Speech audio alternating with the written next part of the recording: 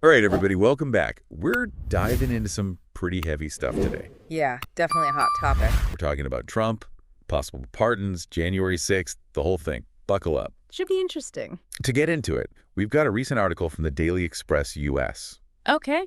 And of course, we had to see what the folks over at Air Law were saying about it all. Always a good time.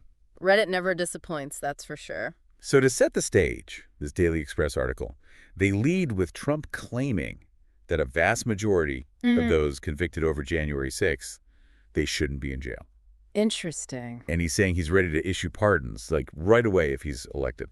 And the quote that's really got everyone buzzing, I can imagine. that he'll do it in the first 9 minutes. What do you make of that? Well, it's certainly attention-grabbing, isn't it? It's interesting to consider this in the historical context of presidential pardons. Right. I mean, they've always been kind of controversial. Think about Ford pardoning Nixon.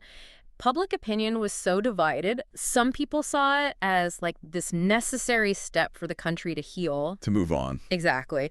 But others felt like justice wasn't served. So, you know, there's always this tension when it comes to pardons, especially with anything political. And it's not just the pardons themselves, right? This Daily Express piece, they also mentioned Trump being named Times Person of the Year. Again. For the second time. They call it this remarkable comeback and highlight his influence. I see. Even quote the editor saying something like, love him or hate him, Trump's influence is undeniable. So you layer that on top of the pardon talk. It definitely adds another dimension. If his influence is that strong, what kind of signal is he sending with these potential pardons? It's hard to say for sure, but you can't deny it raises the stakes. Absolutely. Okay, let's hop over to Reddit. No surprise, there's a ton of skepticism. I bet. One of the top comments, someone just straight up said, I expect they'll be selling pardons in the 10th minute. Wow. Cynical, yeah, but a lot of people seem to share that sentiment. Well, you can understand where that cynicism comes from. There's a real worry that these pardons, that they wouldn't be about justice, but more about politics and that kind of thing. It impacts how people view the whole legal system, you know? For sure. And then there are those on the other side who are just like, nope, won't happen. Like they can't even fathom it as a possibility. Yeah, I've seen those comments too. I think that disbelief, it comes from how unprecedented this whole thing is. We're talking about pardons for people involved in trying to overturn an election. That's uncharted territory. Yeah. And then you get comments like, he's building a fighting force for when he loses. That's where the worry about instability comes in, right? That kind of comment, whether it's meant literally or not, it plays on this fear that these pardons could encourage more attempts to, disrupt elections and stuff. And that fear, well, it can be destabilizing in itself. It's like people are trying to figure out what all this means for the future. Yeah. And there's a lot of anxiety about that. Definitely. I get it. When it seems like the rules are changing, that can be unsettling. Speaking of trying to figure it all out, you see some pretty funny comments, too. People pointing out there's no way he could sign all those pardons in 9 minutes. Oh, I saw those. Like Yeah. the one that said it takes longer than that just to get to the White House. Exactly. It is funny, but it also kind of shows how symbolic that 9-minute statement really is. Why 9 minutes, right? Right. It's clearly not meant literally, Right. but it creates this feeling of urgency, of immediate action. Well, he's saying, I'm going to fix this right away. Precisely. It's a powerful message. Agree with it or not, it resonates with a certain group of people who feel the system is working against them. I've also seen a lot of comparisons being made. Like, is this any different than Biden pardoning Hunter? Ah, yes, that comparison comes up a lot. And while it might seem similar at first glance, it's just not that simple. Presidential pardons, they have such a long and complicated history. Right. Each one has to be looked at on its own merits. The offenses involved, the reasons behind it, how the public sees it, it all matters. It's like people are grasping for something familiar to make sense of it. Exactly. And that's where media coverage comes into play. How these potential pardons are portrayed, the stories that are told about them, that's going to have a huge impact on how the public views them. Yeah. There's a lot to unpack here. But one comment that really stood out to me said, don't pay attention to everything he says. Wait for him to actually do something. That's a good point. It's easy to get caught up in all the talk, all the opinions, but focusing on what actually happens, that's key. Trying to stay grounded amidst all the noise. Exactly. And that leads to a question for you, our listener. How do you sift through all the information out there? How do you decide what to pay attention to? It's a question we all struggle with, especially these days. Finding that balance between staying informed and not getting overwhelmed, it's more important than ever. Absolutely. So we're just scratching the surface here, but It's already clear this whole pardon situation is bringing up some big questions and strong feelings. We're just getting started, and there's so much more to explore. But before we move on, I'm curious, what stood out to you so far?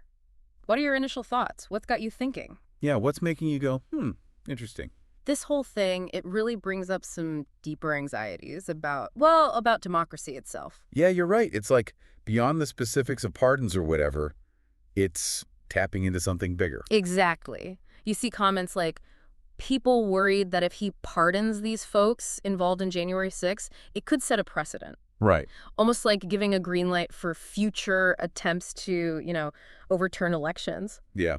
One comment I saw said it could normalize political violence, which is, it's kind of scary to think about.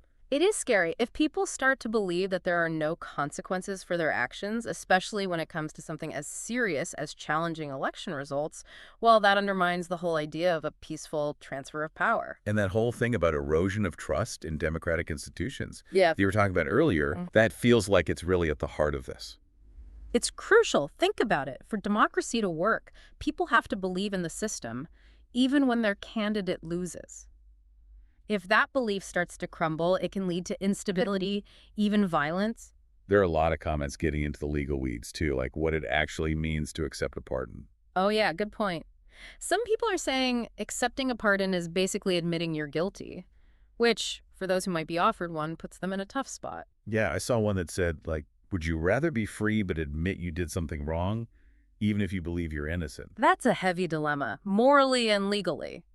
Do you take the pardon, potentially avoid more legal trouble, but acknowledge guilt, or fight it, risk a worse outcome, but maintain your innocence? And that choice, it just shows how high the stakes are in all this. It's not just some theoretical discussion. It's about real people's lives. Absolutely. And it goes beyond those directly involved. Think about the message it sends to everyone else. What does it say about accountability, about the rule of law? It's like every aspect of this ties back to these huge questions about how our system works, about power. And how we, as citizens, engage with that system. Remember that comment about waiting for actions, not just words? Yeah. That's all about being discerning, about thinking critically about the information we come across. So in this case, what kind of actions should we be watching for? What would those look like? Well, the first thing, of course, is will he actually issue these pardons if he's elected? And if he does, how broad will they be? Will it be everyone convicted in connection with January 6th?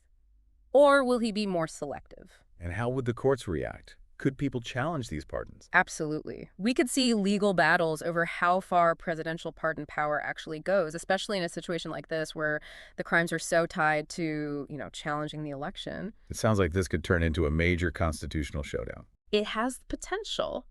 And beyond the legal stuff, we should be watching how the public reacts. How will different groups respond to these pardons? Will it just further divide the country? Or could it maybe lead to some unexpected alliances? There's a comment here that brings up something we haven't really talked about. What about the victims of January 6th? Where do they fit into this? That's such an important point. It's easy to get lost in all the legal and political arguments, but we can't forget about the human side of this. The people who were hurt, who were scared for their lives, who are still dealing with the trauma of that day, their voices need to be heard. It adds another layer of complexity to an already complicated situation. It does. And it reminds us that these aren't just abstract ideas we're talking about. They have real consequences for real people. This whole pardon situation, it's like a magnifying glass, making all the existing tensions in our society even bigger. That's a great way to put it. It's exposing fault lines, bringing to the surface these anxieties that were maybe already there, just bubbling under. And you can feel that anxiety, that uncertainty in some of these comments on Reddit, like people trying to grasp what this means for the future of the country. Right. It's a reminder that things are changing. The old ways don't seem to work anymore. And that can be both exciting and scary. Exciting because it feels like anything is possible, but scary because, well, yeah, anything is possible. And that uncertainty, that feeling of being in uncharted territory, that's what makes this whole discussion so captivating, so important. So as we keep going with this, what are some key things we should be thinking about? I think for me, trying to understand the historical context, right? Like, where do these potential pardons fit in with the history of presidential pardons in general. Yeah, that's crucial. We can't just look at the headlines. We have to go deeper, see how pardons have been used in the past, why they were given, how people reacted. It gives us some perspective. And what about the legal side of things? There's been so much back and forth on Reddit about how far presidential pardon power can actually go. That's where it gets really interesting. The Constitution, it gives the president a lot of power when it comes to pardons, but it's not unlimited. And we've never seen a case quite like this before, so it'll be fascinating to see how the legal arguments play out. It could really set a precedent. Oh, absolutely. And beyond just the legal precedent, there's the whole issue of public trust.